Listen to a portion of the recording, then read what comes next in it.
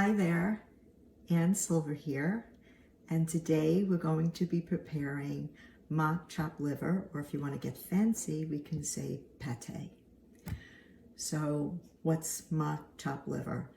So the basic 5 ingredients are going to be lentils, there's going to be a broth, extra virgin olive oil, chopped onions, and walnuts. For the sake of time, I've already boiled my lentils, boiled and simmered them, brought them to a boil and simmered them, and I'm just going to drain them in the kitchen sink. Sorry, I'm coming out of view, but I will be talking more. I'm just going to drain these. And I am going to get started sauteing my onions, and as I'm preparing, I will talk to you. So that was my 2 cups of lentils cooked in, well, you can cook it in chicken broth. You could do water and bouillon equal to 2 cups, but I like to use this product because I eat mostly vegan and I love this product. Imagine vegetarian, no chicken broth. I keep boxes of it in my house. My little secret, I've even served it for matzo balls and chicken soup. I take the broth and I doctor it up as though I was making chicken soup with carrots and onions and dill and parsley and peppercorns and garlic. I make my matzo balls and nobody knows the difference. Okay, so I'm heating up now a cast iron pan, and I'm going to be adding my 2 tablespoons of olive oil to the pan. And I'm gonna wait for the oil to, let me just turn this around. Okay, so I have the oil in the pan. You're seeing my hands, but not my face. And it's heating up. But while it's heating up, and I'm gonna add the onions and saute them to golden brown, I wanted to talk a little bit more about why is a dietitian nutritionist doing mock chopped liver.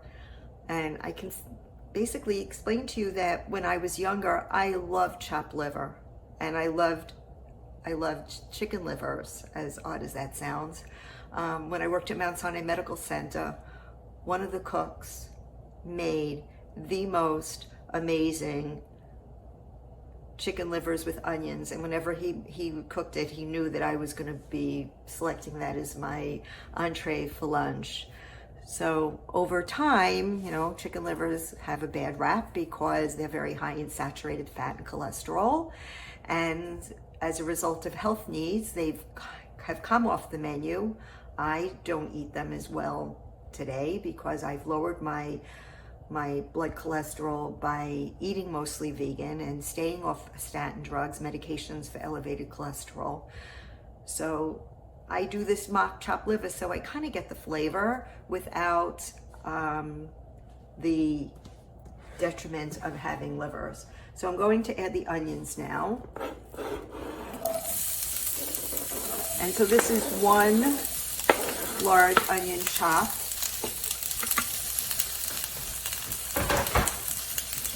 It's a little too high. And this recipe that I'm doing is an adaptation of a recipe from allrecipes.com. I use the chicken broth, and what I like to do is I like to saute the onions until they are golden brown, because I feel that they bring out the flavor when they're almost caramelized. So we're going to let this sit, and I'm going to continue to talk to you about lentils. I'm going to show you that I have here a sample of 5 different lentils, and I'm going to bring it above so I don't have to keep moving the camera. These are red lentils, and red lentils cook very quickly, maybe about less than 15 minutes, and they fall apart. You can kind of see already that they've fallen apart. They're kind of flat. Well, you may not be able to see that. Then we have beluga lentils, which kind of remind and look like beluga caviar, and sometimes they're called the caviar of lentils, and they hold their shape really well, but you can see that they're very small. They're small. Next are French lentils. Now these are a green lentil, and what we're using in this recipe are green lentils. You could also use brown lentils. So these are green lentils, and these are also a little bit on the smaller size. Then, and I'll take all the green lentils and I'll show you the difference. These are a little bit larger, and the ones that I'm using today are these very large ones. And if I put the different ones on my hand, you will see the difference in the green lentils. Okay, so very small, medium, and very large. So that's the lentil story, well, the types of lentils. And of course, you're going to choose different ones depending upon what you're cooking. But lentils really have some great health benefits in that they're plant-based, okay? And lentils are also known as pulses, and pulses are the edible seed of the pod. They're also known as legumes, and legumes will include the leaves, the stems, and the pods. So what are the health benefits of lentils?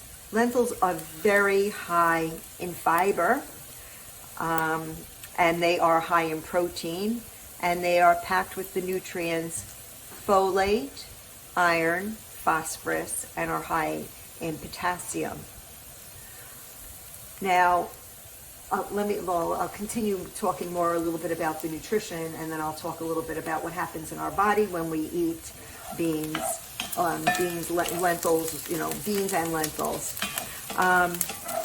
If we look at 1 cup cooked, like I did of the lentils for this recipe, 1 cup cooked of lentils has 207 calories. It has 16 grams of protein, which is the same as 2 ounces of chicken or fish or 2 eggs. Okay, because an ounce of protein on the average is 7 grams of protein.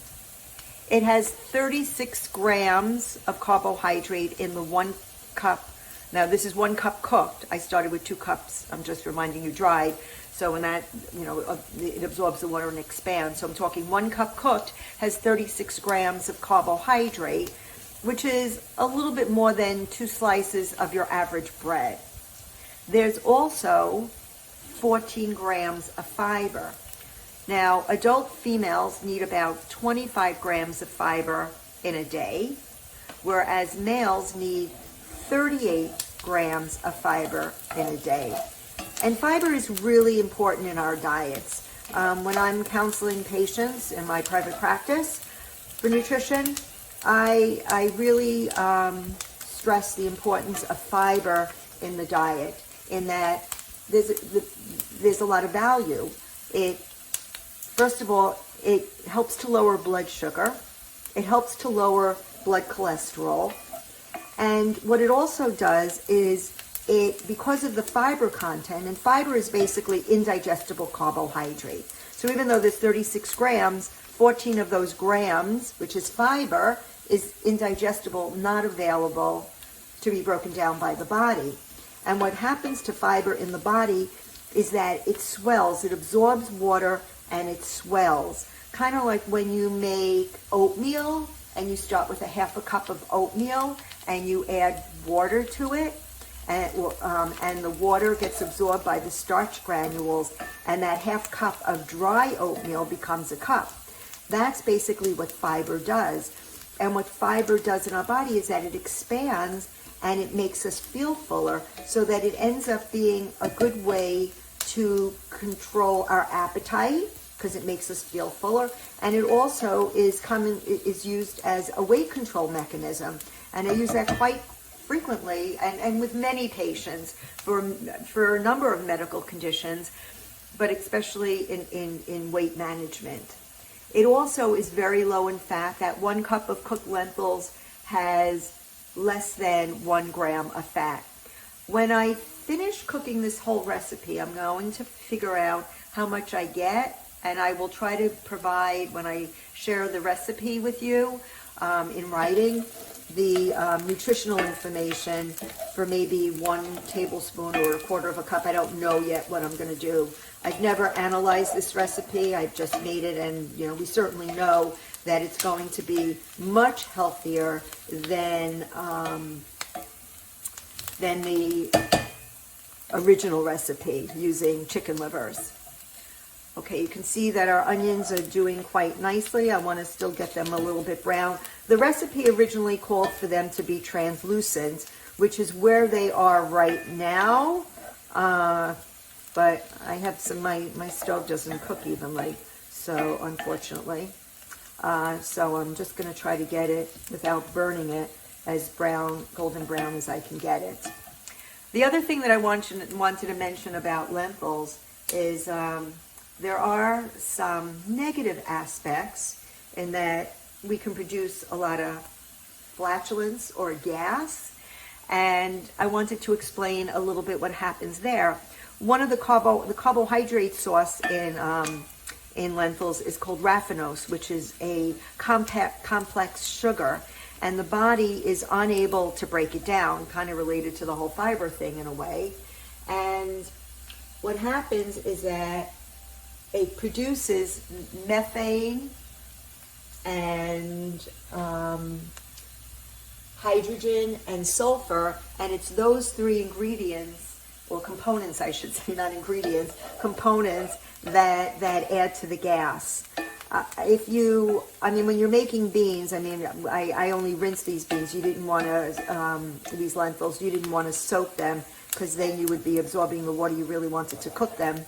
But when you start with dried beans and you soak them, if you change the water frequently when you're soaking them, that could help to decrease the experience of flatulence. Same thing with the canned beans. If you buy canned beans, after you take them out of the can and you rinse them multiple times with water to hopefully get rid of some of that sugars that could possibly help.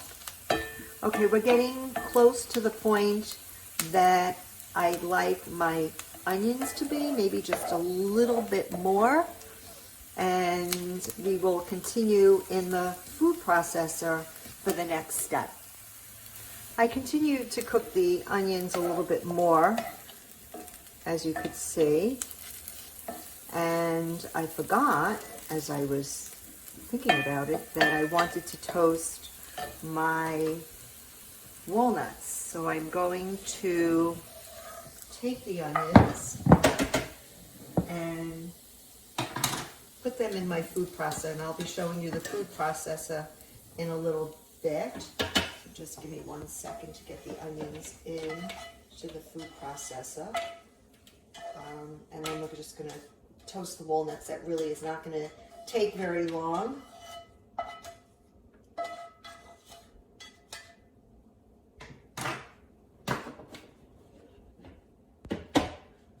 Okay. Get every last speck of onion out of the pan so that it doesn't burn.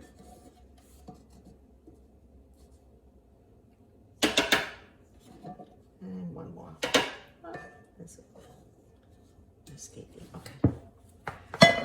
So now I'm going to put this back on, and I'm just going to put the walnuts. Now this is 1 cup of walnuts, and I'm just going to put this in just unto the point, you don't want to burn it, just to the point that it becomes fragrant. That's really what we're aiming for, just to bring out more of the flavor of the walnuts. That's the whole purpose. So it really shouldn't take very long for that to happen. Maybe a minute. Oops, 1 walnut on the floor. And I wanted to mention this. I like to cook in cast iron pans because the iron from the pan transfers to the food. So I get a little more iron, because eating vegan, I don't really get much iron because I've taken animal protein out of my diet. Especially animal products that have more iron in it. So it's a way to get more iron. So here we are with the food processor. I have the sauteed onions and I have the toasted walnuts, and I will now add the lentils, and you could see how much larger they became from cooking versus the raw state. Sorry about that.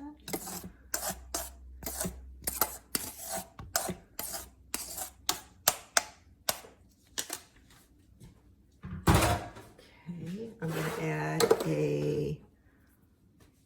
I'll saute it. Well, I'll put it on there. I'm going to put a pinch of salt, just a little. I'm really stingy when it comes to salt. All right, I'll do a second one. The kids are always telling me to salt things. I don't really love salt. And I'll add some pepper. And then it's just about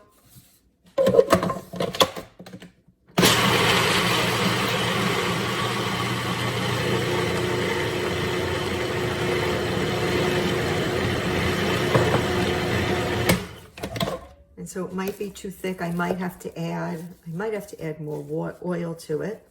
That's a possibility.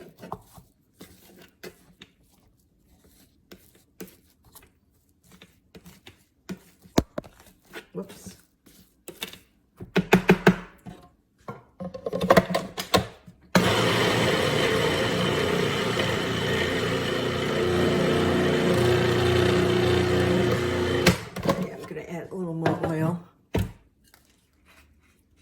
And you know, when you make the original recipe, chicken livers, you're adding oil as you're going along.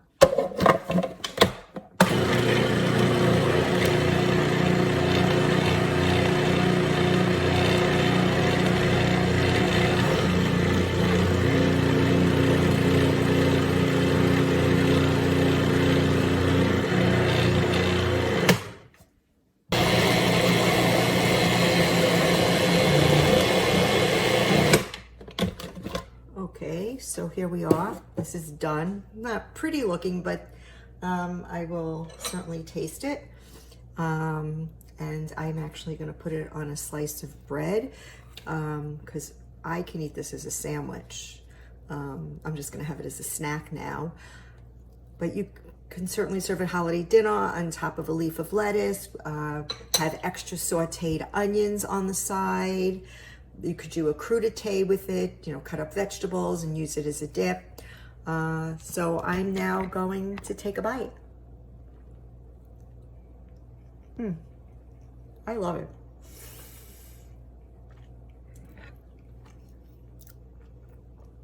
Just some truth. I think because I had the lentils in the colander for an extended period of time, they got a little drier. So I actually had to add some more broth when I was putting it through the food processor. So if you find that that happens with you, you can do that. Usually I'm cooking the lentils and doing everything else so that as soon as the lentils are done and they're more moist, I think they dried out by sitting, it made a difference. So anyway, Shana Tova, may you have a good and sweet year, and I look forward to seeing you at services. Bye. Good afternoon. This is Chef Jonathan Parker. His recipe today is chicken noodle soup. Hi. Today I'm going to make chicken noodle soup. We have a 3.5 pound chicken here. I've subsequently taken out the neck, some of the fat and the liver. The liver you can save for a little snack. We have basically going to poach it in a little chicken stock, a little water, some root vegetables to flavor it for about an hour. Take the chicken, let it rest for about 15 minutes, take it out, and then we're going to pull it apart and finish the soup up with a garnish of the same vegetables that flavored the initial broth and some egg noodles. Okay? Alright, so off the bat we're going to season very lightly inside. You don't want to season it too much because the stock is going to reduce down and it's going to get, well, it could get salty. This goes in the pan. What was that went in the pan? That was the fat and the neck. I also take the take them off. Again, these I usually cook them up as a nice little snack for myself. These go in the pot, little wing tips.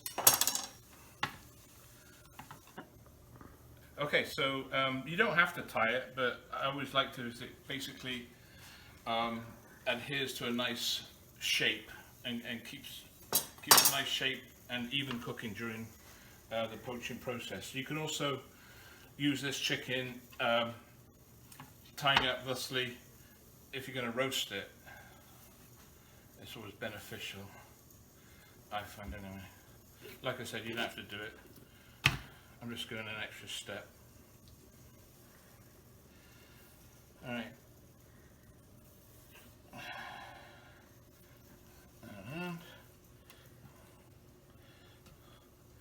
So it's a nice uniform shape basically.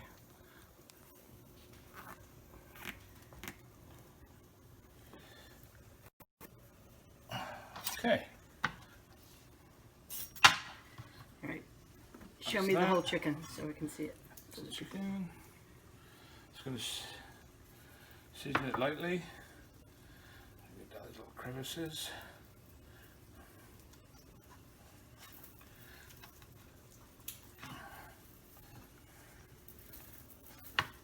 Little pepper. All right. What's that? Right. We switched pots. Oh yeah. It's irrelevant.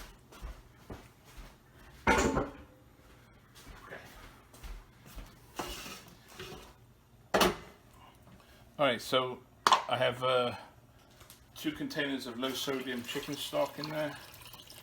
I'm going to top this up with water, just enough to cover.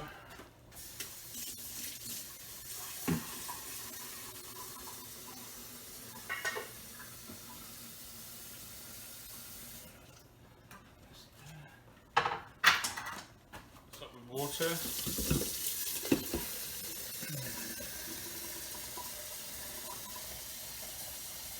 And once that comes to a simmer, you're going to simmer it lightly covered for about an hour. Now, I don't really want to season the broth too much because I've already seasoned the chicken, and the chicken stock has a little bit of salt in there, so I just want to let it go like that. We can always readjust the seasoning at the end, okay? So this is going to come to a boil. You're going to skim off all the froth that comes to the surface. I strain it, and then you're going to leave the fat to cook with the chicken, okay? That's where a lot of flavor is. At the end of the process, I'm going to skim off the fat and use that as a vehicle to saute my vegetables in the actual chicken fat, okay? Okay, you covered it. A second. All right, we're back. Okay, wash your hands regularly. Yep. Okay. All right. Meanwhile, while I'm waiting for the chicken soup to boil, which I'm going to turn down to a simmer, I'm going to prepare the dice of vegetables. All right. So we've got onion.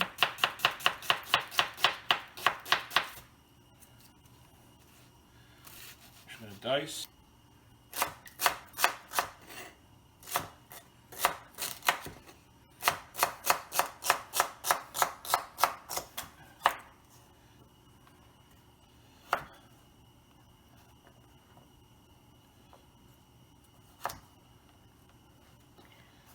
So you want uniformity, right? Pretty much. I mean, it's a rustic soup, so it doesn't have to be super perfect.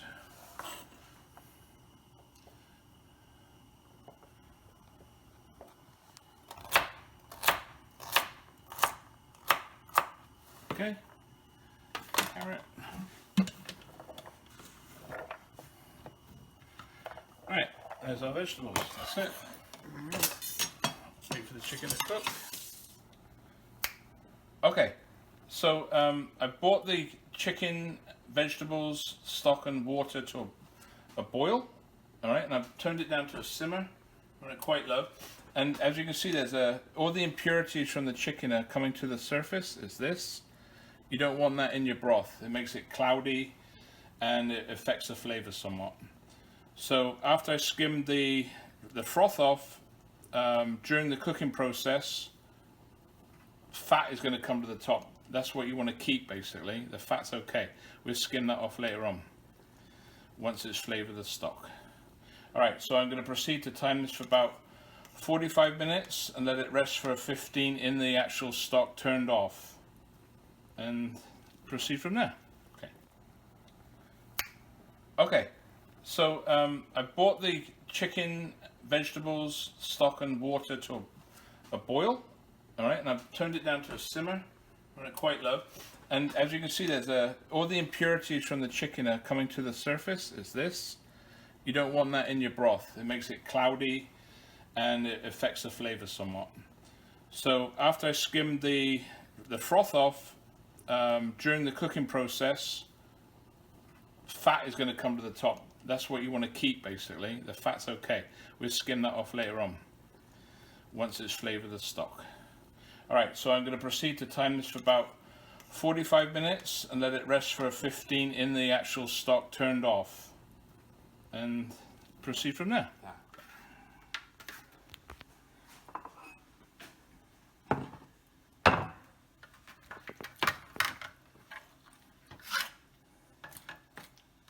Once you've taken the chicken out of the pot, you can let it sit for a little bit because it's a little hot to handle. But it should basically, as you can see, nicely pulling away.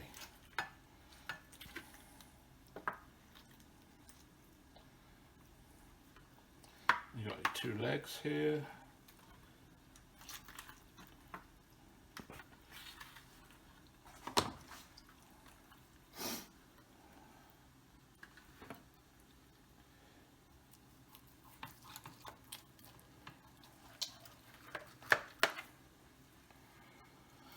So you take a nice slice in between the breastbone here, running along the back.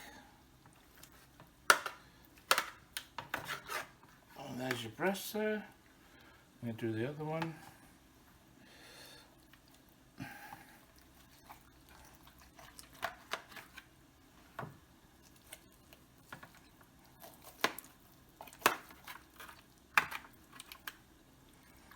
There's a little bit of residue stock there. I just turn it into it. Checking my vegetables.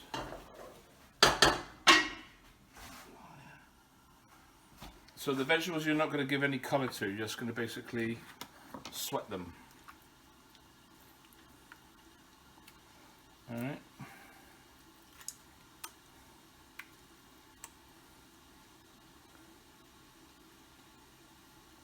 There's a nice breast.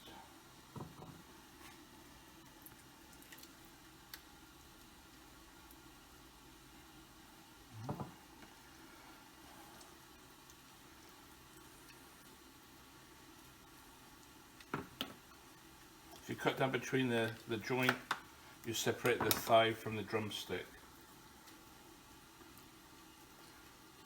Now I would just use the thigh meat and the breast meat for the garnish. The drumstick I don't really care for. That's my personal opinion.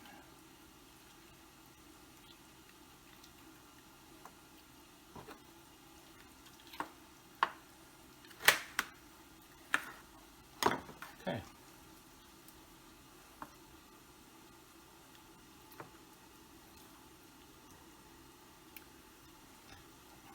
You can wear gloves doing this so that give you a little more insulation. You won't burn your fingers. Just stir up the vegetables. They need to go down a little bit more and get them somewhat softened. And then we're going to strain the stock into that. Let it reduce down for 10 minutes. Cook the pasta in there. Then add the chicken. During that time I'm going to dice the chicken up. Okay.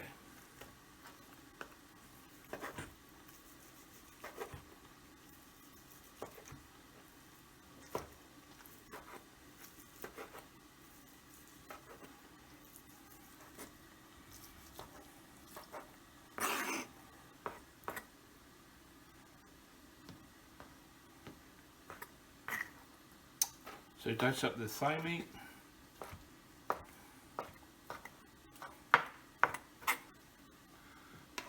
Okay. That all goes back into a bowl.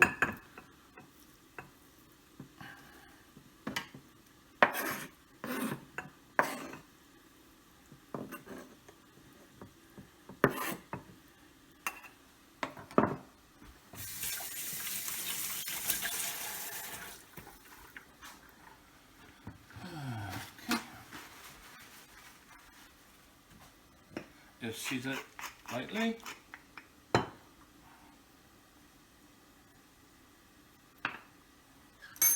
I'm going to put some stock on top of that to keep it nice and moist.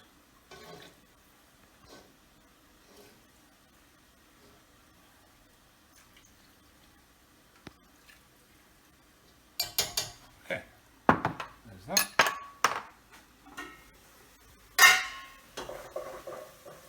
There's the vegetables, you see it? Let me just do a close-up. I'm doing a close-up. Good, thanks.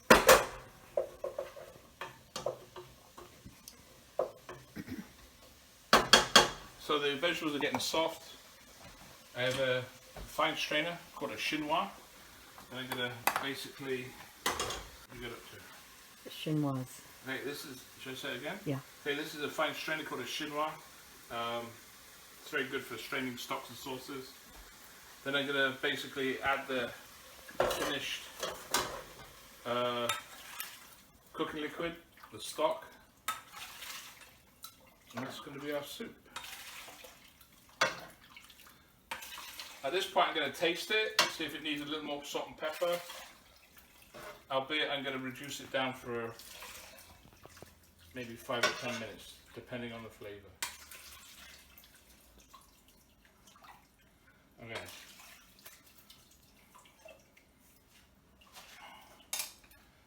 That's it over there.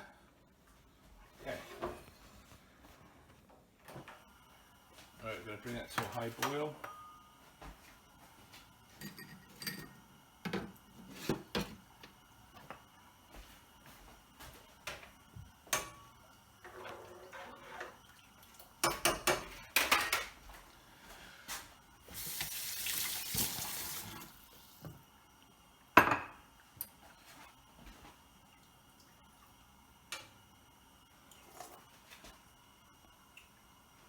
There's a little salt and pepper. Stop for 1 sec. Hmm? Stop. Okay. Go ahead. Alright, so I'm going to bring this to a boil and I'm going to add a little salt and pepper to this soup. And then add the chicken and pasta. The noodles.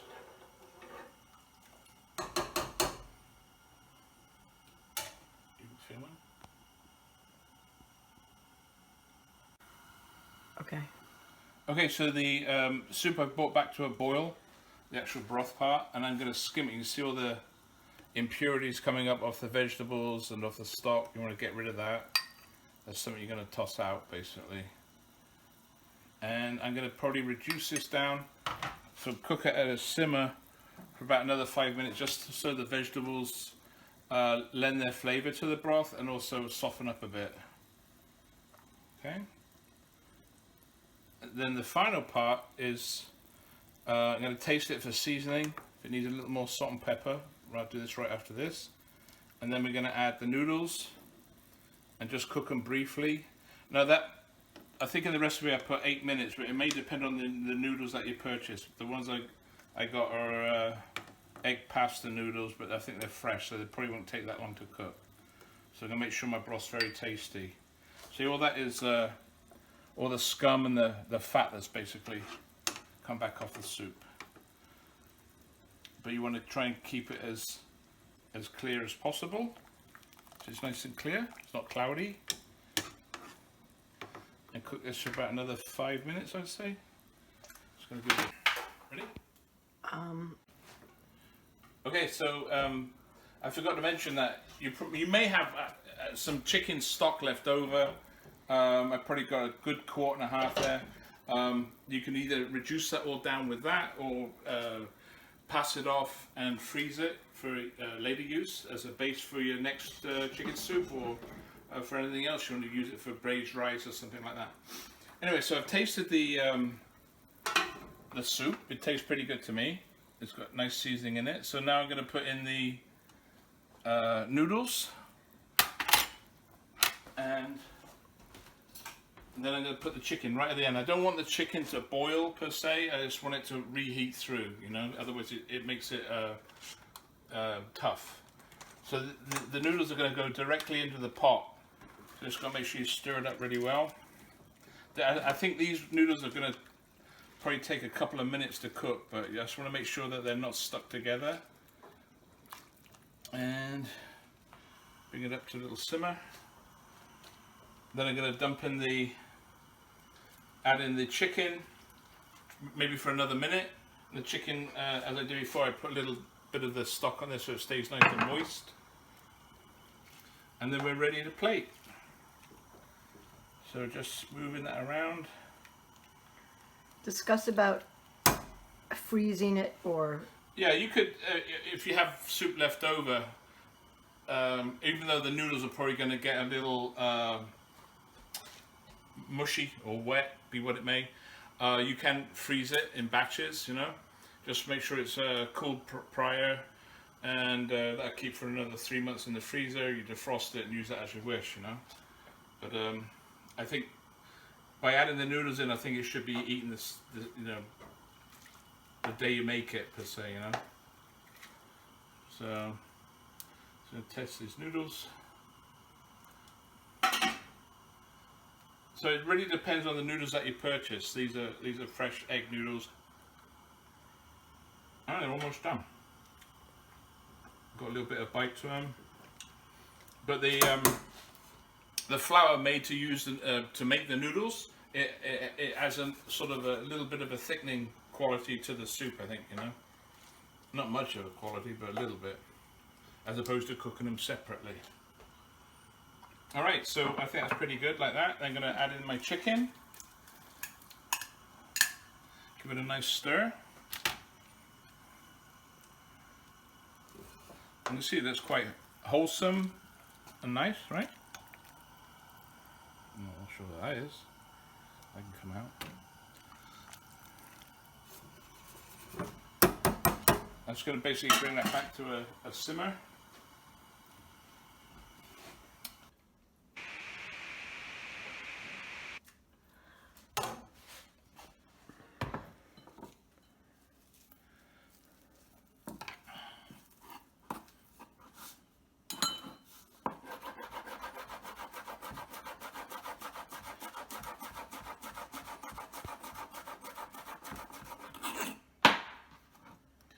Okay, and parsley, and that's my chicken soup, chicken noodle soup. All right, take a little taste.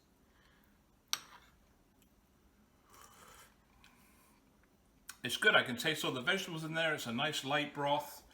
You might want to reinforce the broth if you so wish to. You can add maybe a stock cube.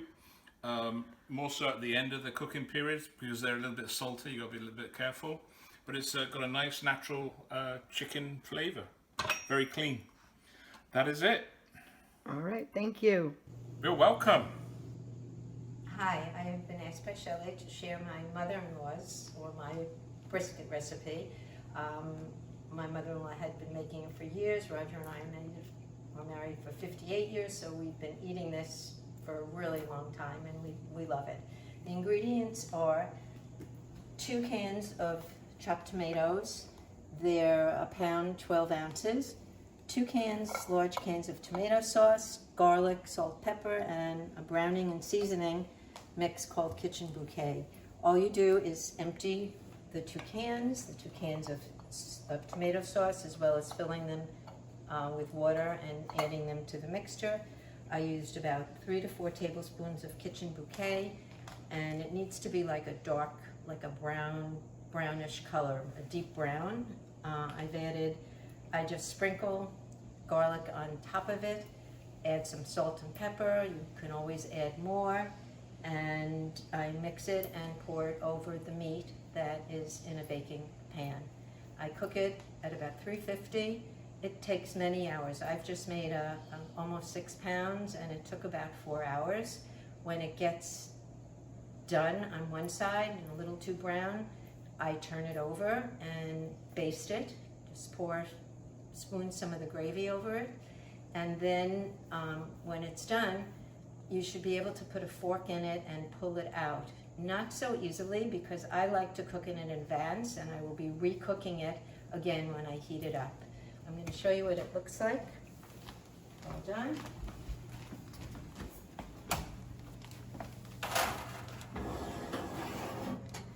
And this is what it looks like. It smells delicious, and it is delicious, and I hope you enjoyed it.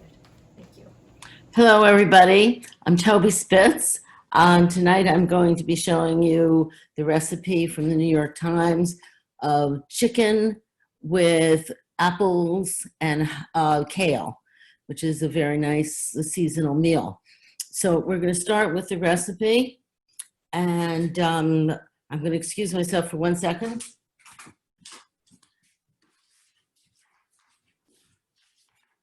I'm sorry, but my recipe was on another table. Okay, so we're going to start with the recipe. I have my chicken right here. It's been patted dry on paper towels. I'm going to add salt and pepper.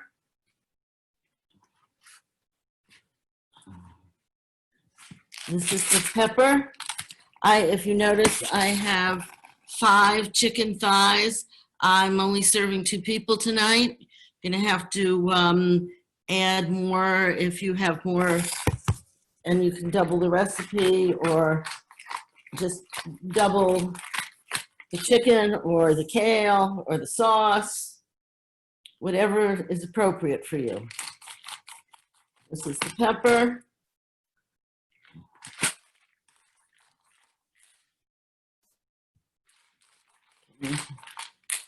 Using a pepper mill.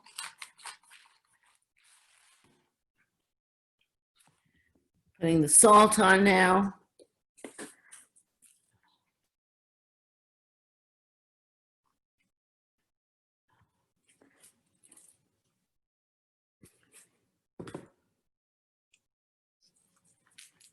You have to salt both sides.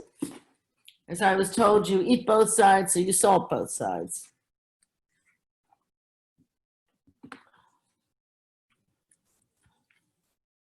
If you notice, I'm just shaking the salt over it, not abundantly. Okay. Now, the next step is going to be, we're going to brown the chicken thighs in a saute pan for 6 to 8 minutes. And we're going to do it in grapeseed oil. The choice was canola or grapeseed. I only use grapeseed, so I'm going to do it with grapeseed. I'm going to move over to here so you can see me. This is my saute pan. Putting it on the burner with, this is the oil that I have measured. I think we're going to need a little bit more oil. Doesn't look right to me, so I'm going to take this oil and add just a little bit more. Maybe my pan is a little bigger than what they're suggesting. So the burner is on and it's heating. And I'm going to put the chicken, the seasoned chicken, into the pan as soon as it heats.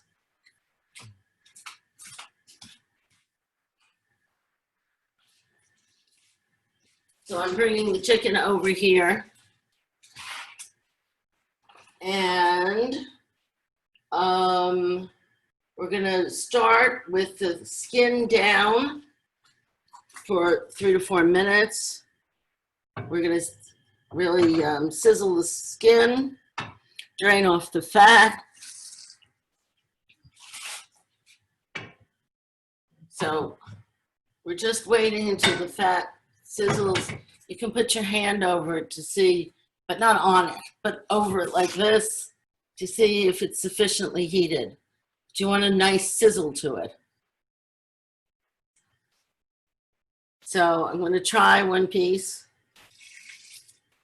Okay, you hear the sizzle? You know that the oil is hot enough. Skin side down first.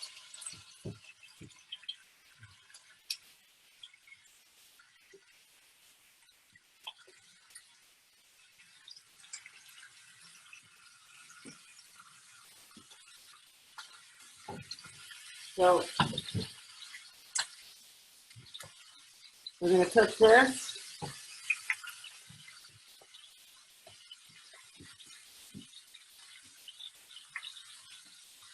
Okay.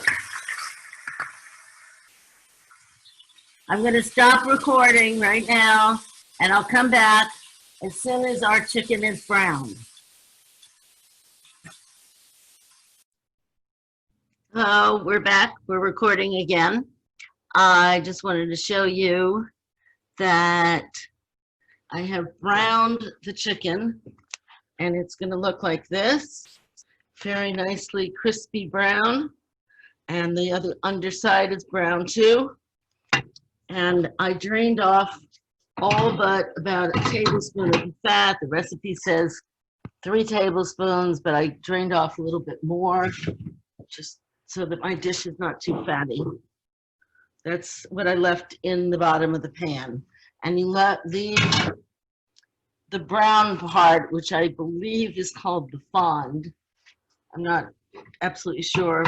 Professional chef will know, but I don't.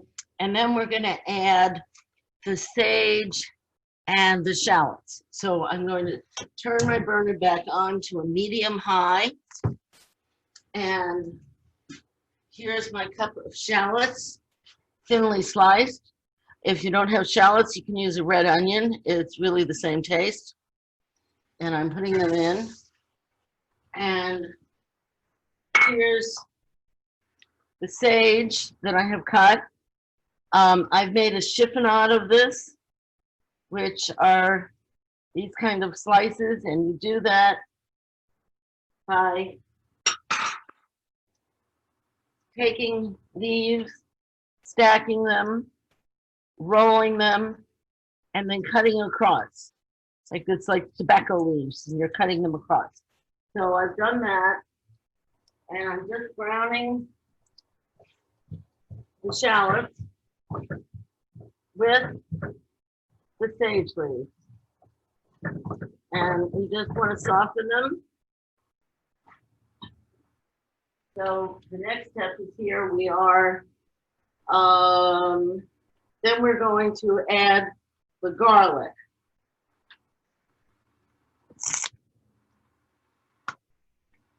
I'm going to pause and I will add the garlic.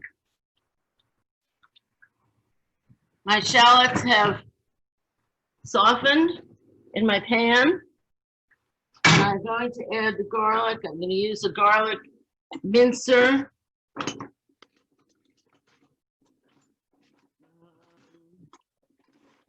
This is my garlic mincer. I'm going to put one in at a time, press it down, and that's nicely minced garlic. Here's another one. Put another garlic in. I'm going to put 2 actually at this time because the recipe is 3 cloves of garlic. So I put 1 and then 2. Just press it hard like this. And this is the texture of minced garlic. I'm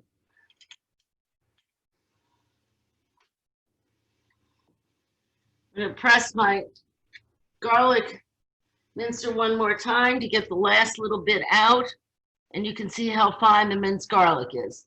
If you don't have a garlic mincer, just chop it very fine. There it goes. So we just put the garlic in for a few seconds till it starts to generate an odor. Actually a delicious odor of garlic. And that's it, 30 seconds. Then I'm going to add the cider. Here is the apple cider that I have measured out, and we're going to put that in there. And then we're gonna add the cider vinegar, the mustard, salt, pepper. And we're gonna scrape that up and clean all the little bits up. And then we'll return the chicken after we do that. So now I wanna put in my cider vinegar. Here's my bottle of cider vinegar. Here's my spoon. The recipe is for 2 tablespoons of apple cider vinegar, which is this, and 2 tablespoons of Dijon mustard. This recipe is obviously French, and actually it's very regional to Normandy, where they cook with a lot of apples. I've been to Normandy and the food is absolutely wonderful. And then we want 2 tablespoons of the Dijon mustard. This is Dijon mustard. I'm going to measure out 2 tablespoons. 1, 2. I've got this in the pan. I'm going to show you the pan. It has the apple cider vinegar. Let's see if you can see this. I'm going to have to tip the pan. The apple cider vinegar, the mustard. I'm going to mix them together on a low heat and scrape up all the little bits on the bottom. And then we're going to add the chicken back in.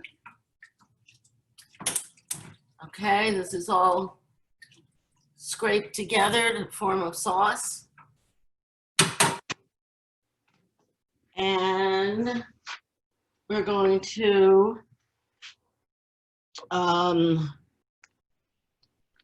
add a little salt, a little pepper, and reduce this a little bit so that it's just a little less watery, running a little thicker. So I'm going to add my salt and pepper.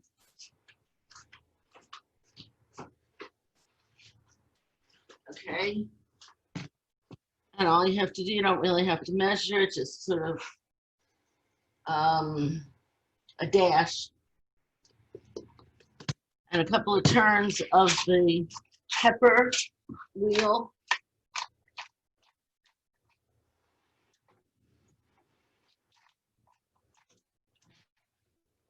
And we're going to mix it together, and you watch it thickening because the mustard thickens it.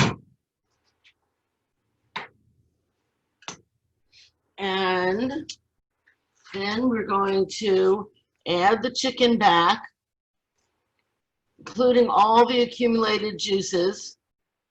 And then we're going to pour the chicken broth around the chicken. So first we're going to add, this is thickening. I'm going to turn the heat up a little bit so it thickens a little faster. That's enough. Okay, we're putting the chicken breast back, the chicken thighs back in. These are the chicken thighs going back into the pan on one level.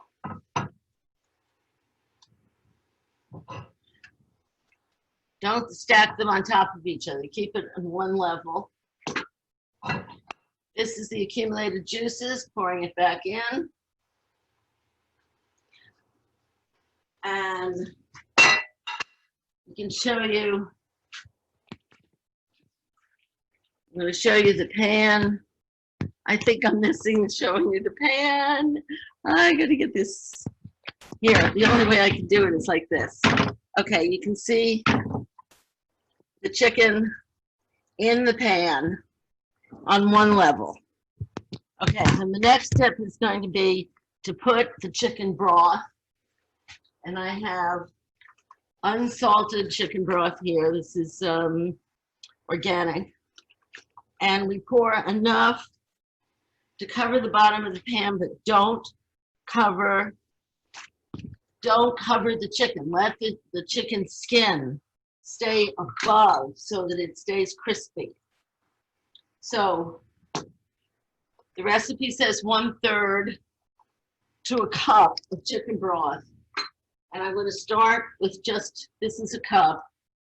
I'm going to start with 1/3 of that. See if that's going to be enough. And I'll add a little bit more. And I think that's enough because you just want enough that it doesn't dry out. And you can always add more later. So I've got this going. The next step is to cover this. And you cook this for 20 minutes. So I will put on pause again and I will come back in 20 minutes with the rest of the cooking steps. And I'll tell you also in this 20 minutes, I'm going to make an accompaniment. So I'm going to use bulgur, which is a nice grain. It's a hearty grain and it'll be good to sop up the juices. I'm not a big fan of white rice. My husband's diabetic, so we don't eat a lot of white rice, but you could use rice too, or some other kind of grain, but I think bulgur is going to be very good with this. So I will show you in 20 minutes what, you don't have to wait 20 minutes because I'm stopping the recording and we'll come back on. But I'll show you what it looks like after it's had its braising in the juices. Okay, our chicken should be done now. I'm going to lift the lid. This has been 22 minutes. I'm going to lift the lid and I'll show you. Chicken is nicely braised, but the skin is still crisp. And the recipe does suggest, if you like a very crispy skin, you could put it on a, a sheet pan and stick it under the broiler, but we're not going to do this just for the sake of this recording. I think it looks fine to me. So we're going to take chicken pieces out, put them on a plate. I'm putting them on a plate like this. And then we're going to finish off the sauce with the apples and the kale. So I have a little less kale than the recipe called for 10 to 12 ounces. I only have an 8-ounce box, but there's only 2 of us, so I think we'll have it fine. But if, again, you know, if you're serving more people, you have to measure accordingly.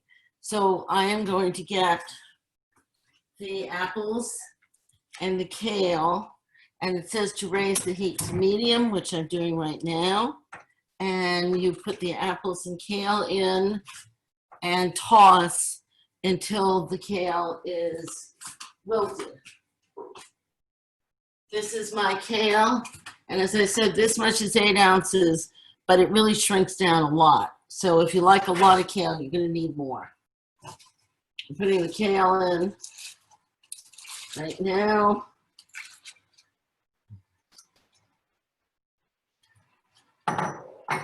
And I'm going to put in the apple slices too. My pan is quite full now with the kale. So if you're going to use a lot more kale, you're going, here, I want to try to show you this. If you're going to use a lot more kale, you're going to need a bigger saucepan. And I'm putting the apple slices in too. So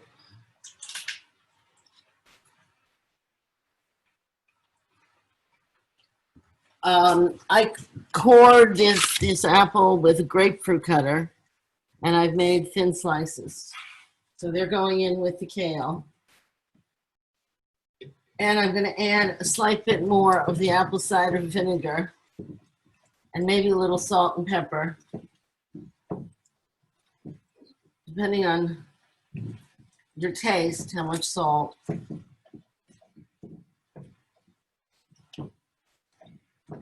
So right now, I am tossing, get this out of the way. I'm tossing the apples and the kale, and we're going to cook till the kale is wilted. I think this is the best way to show the pan. And I'm going to add a little more of the apple cider. It says another teaspoon, just sort of a dash.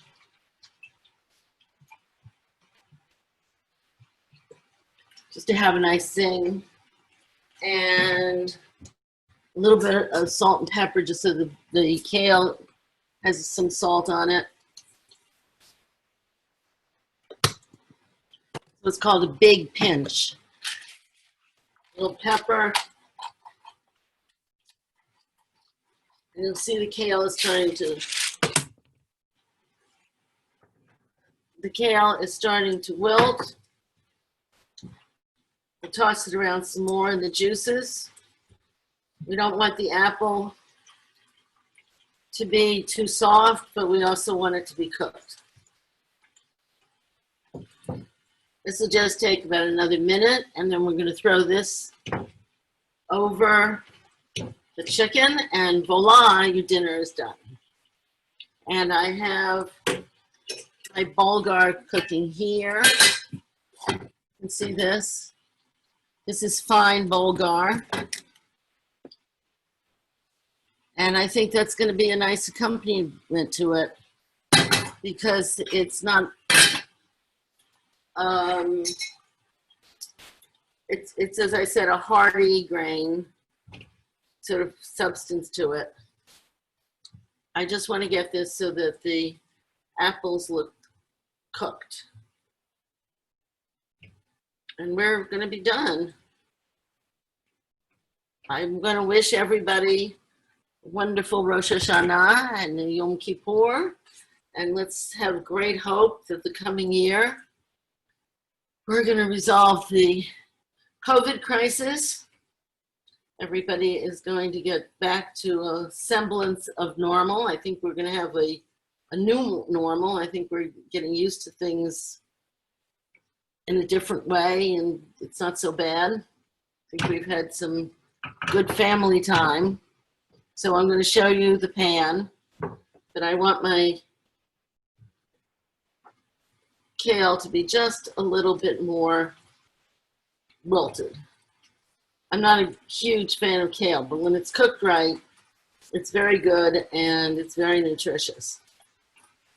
I just wouldn't eat it as a salad, but that's my taste. So I think my apples are softening. So we're going to show you the final dish in just a minute.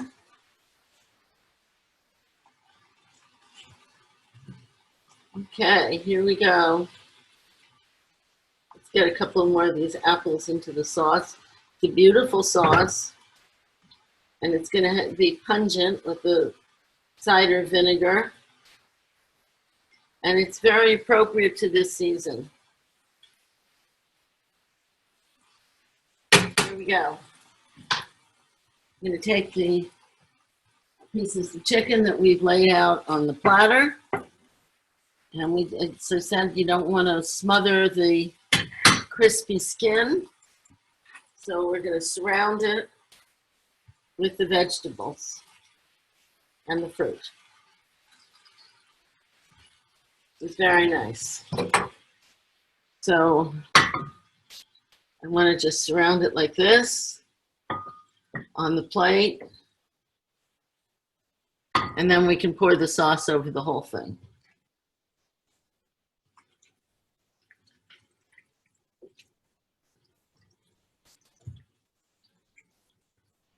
Put a little bit in the middle, some all around it. Yeah.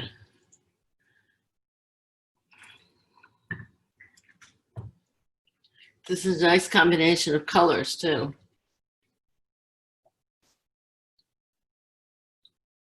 some up in here. Some over here. This looks like it's more than enough for 2 people. So judge accordingly, because this was 8 ounces of kale, whereas the recipe called for 10 to 12. And I bought a box of pre-chopped kale, which helped a little bit with the timing. And I'm going to pour some of this sauce. You can see the sauce is a Dijon sauce, and it's going to go all over. So everything is going to be very flavorful. And that's our dish. And thank you for joining me. And Shana Tova.